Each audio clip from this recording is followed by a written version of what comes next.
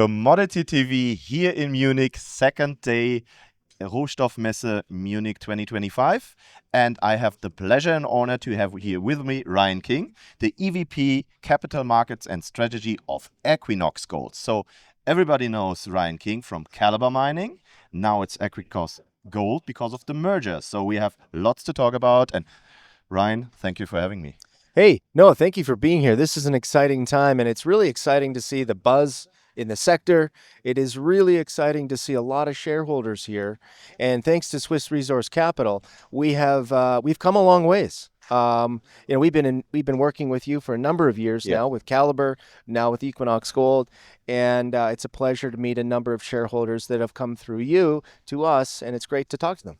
Perfect. Sounds very great. So what do you think about the conference? Well, as I say, so far it's been great because there's been a number of investors and shareholders that have come up to us to talk about the merger, to talk about the assets.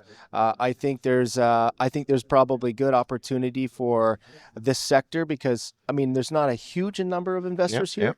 But those that are here are engaged. They know what they're looking for, and Equinox has had a pretty tremendous conference because we're probably one of the bigger companies here. Yes. Right. In our presentation the other day, the audience was full. Yeah. So we had a full turnout for that. And then, as I say, it's been nonstop for 2 days talking about the company with shareholders and potential investors. So for us, even though we are a larger company here, if not the largest company here, it's been an effective use of time, probably for shareholders to build levels of confidence, but for new investors looking at the sector and looking at the company, realizing the potential this company has. 100%. So as you mentioned, now you merge Calibre Mining and Equinox together. So you combined production facilities as well as growth projects. So let's give us an overview about new Equinox Gold now. Yeah, of course. So this year in 2025, we've guided the market 785,000 ounces on the low end to 915,000 ounces on the high end. We've guided $1,800 to $1,900 all-in sustaining cost. And at the same time, we're investing in the assets. We're investing $70 to $90 million in exploration, a significant amount of drilling, because if we look at Calibre, a tremendous amount of value was created and return on invested capital through exploration. We believe the same will happen with Equinox Gold as well. And we're just getting started. It's incredible time.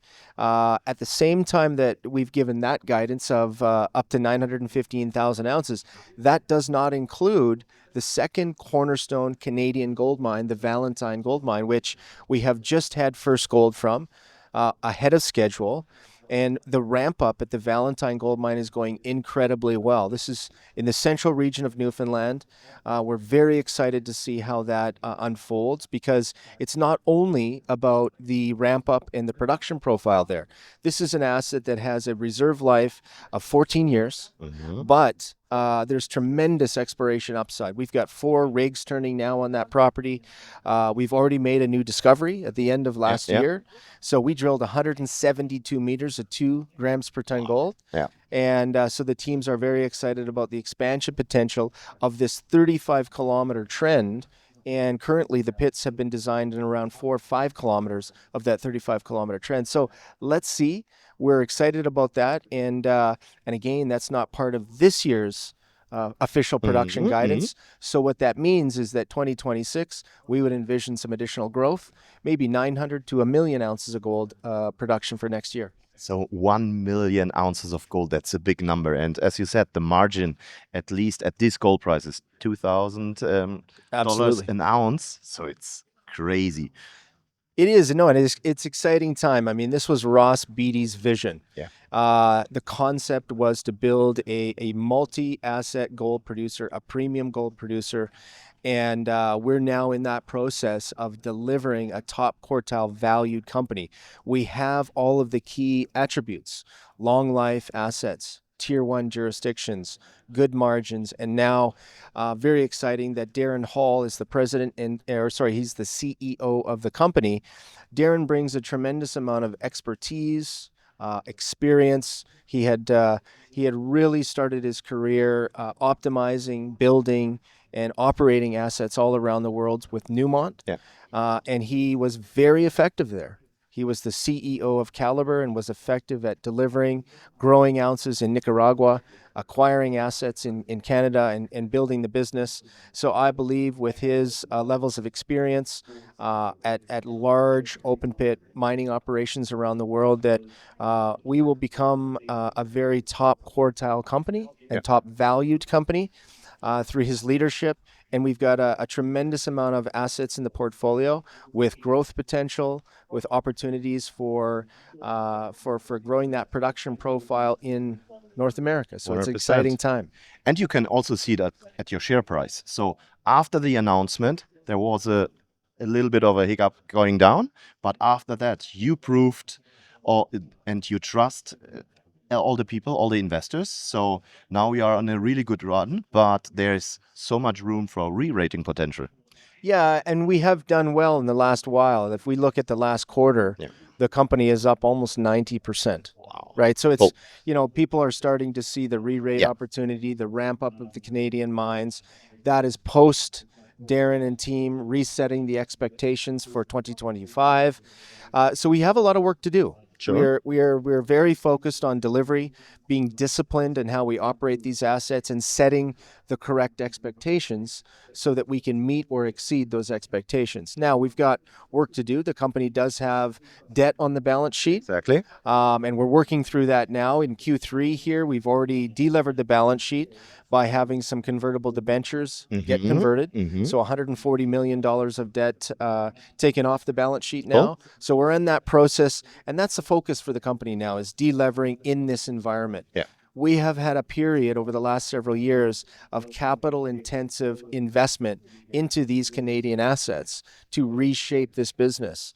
And now we're in the process of realizing those assets' potential and harvesting cash and delevering the balance sheet. And I think that's what has gotten a lot of investors' attention now, is we've hit this inflection point. And, particularly as we ramp up Greenstone in Northern Ontario, and of course, First Gold, and then ramping up Valentine.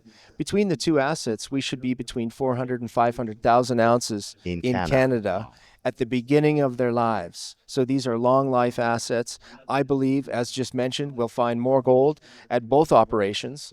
And then we've got growth in California. We've got the Mesquite mine where we're operating. We're going through the Fast 41 permitting process at Castle Mountain, which we have been told we would get a record of decision by December of next year.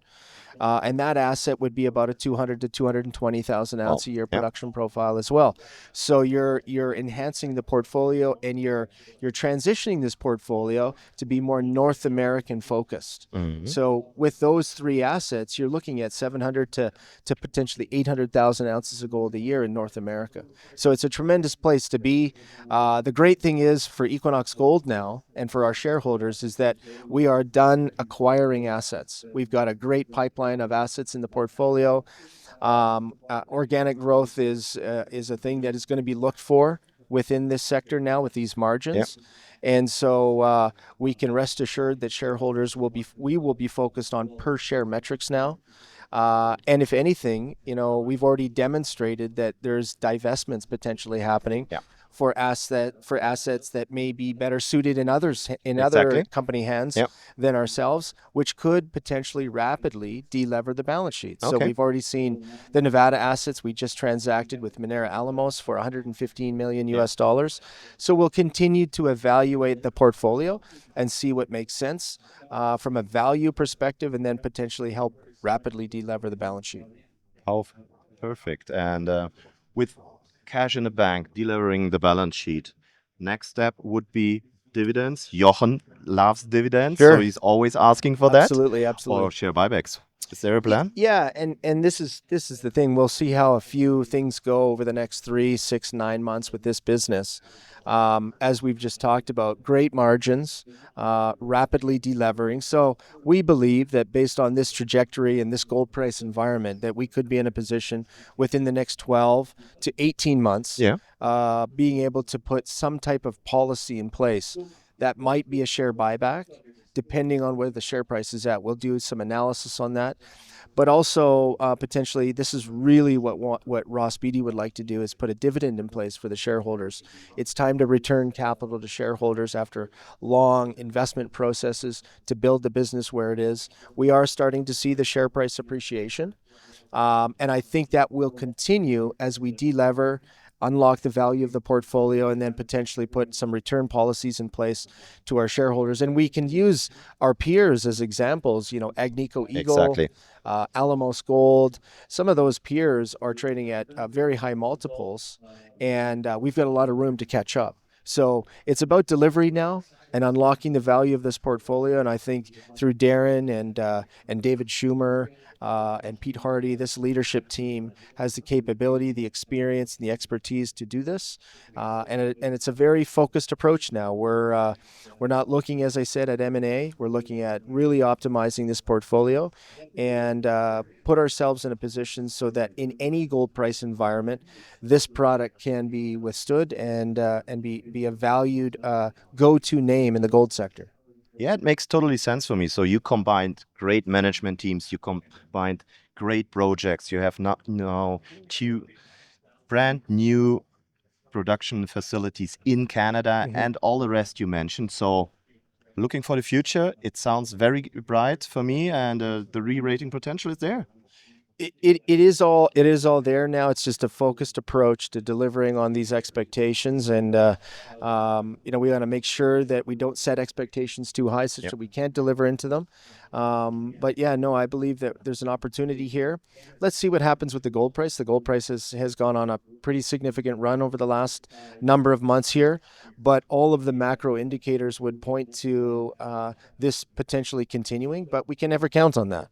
We've got to set ourselves up for any type of gold price environment, and that's what we're working on now. So I look forward to the future. It's an exciting time for the company. Great. Thank you very much for your time. Love to be here. Appreciate it. Thank you very much. Yes, ladies and gentlemen, that was Ryan King from Equinox Gold. So check out the company, and bye-bye here from Munich.